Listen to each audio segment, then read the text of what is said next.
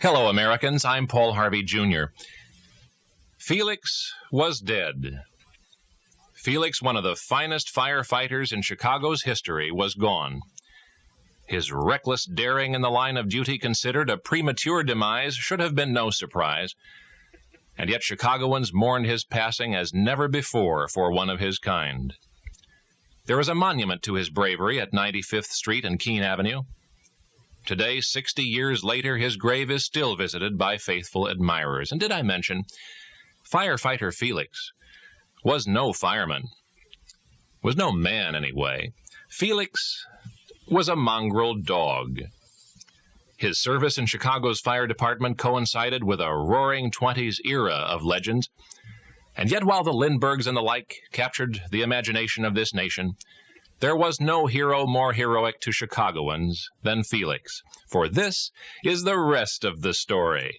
This is the tale of a dog. Had you lived in Chicago most of 100 years ago, you'd have known this extraordinary creature as Superdog. His name was Felix. Chicago's several fire departments have had many mascots, but none so legendary as he. The stories of Rin Tin Tin and Lassie are as nothing compared to the real-life folklore relating to this beloved mascot of Engine Company 25. Felix has been dead for 60 years, and they still recall around the firehouse the times Felix actually went charging up fire ladders and into burning buildings and dragging out in his teeth tiny babies and unconscious firemen. In a smoke-filled tenement, Felix would run through the halls, barking people awake, leading them to safety. The children of the firemen early in this century loved to hear and rehear the daring exploits of Felix, the wonder dog. A lot of the word-of-mouth legend has been embellished, to be sure, but there's enough to allow for that and still remember Felix, including the entirely true story of how he came to be. One day, an injured stray mutt puppy limped into the Moelis Coal Company office. Mr. Moelis could not keep the dog, so he took it to the nearest firehouse, Canal Port and 22nd Street. That would be Engine Company 25.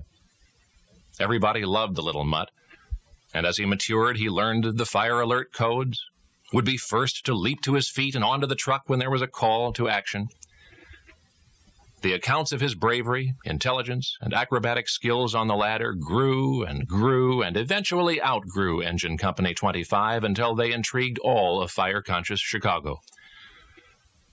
And when Felix died in 1925, the city watered his grave with its tears. There's a monument to Felix in suburban Palos Hills, erected by a librarian he never saw in a city where he never lived. And researchers reflect to this day on the premature demise of the superdog of 60 years ago. For all his daring, for all his heroics, Felix was not consumed by the danger of his voluntary rescues. He was loved to death, killed with kindness, because affectionate neighbors brought to the firehouse, day after day, an overdose of Felix's favorite liver sausage. And now you know the rest of the story.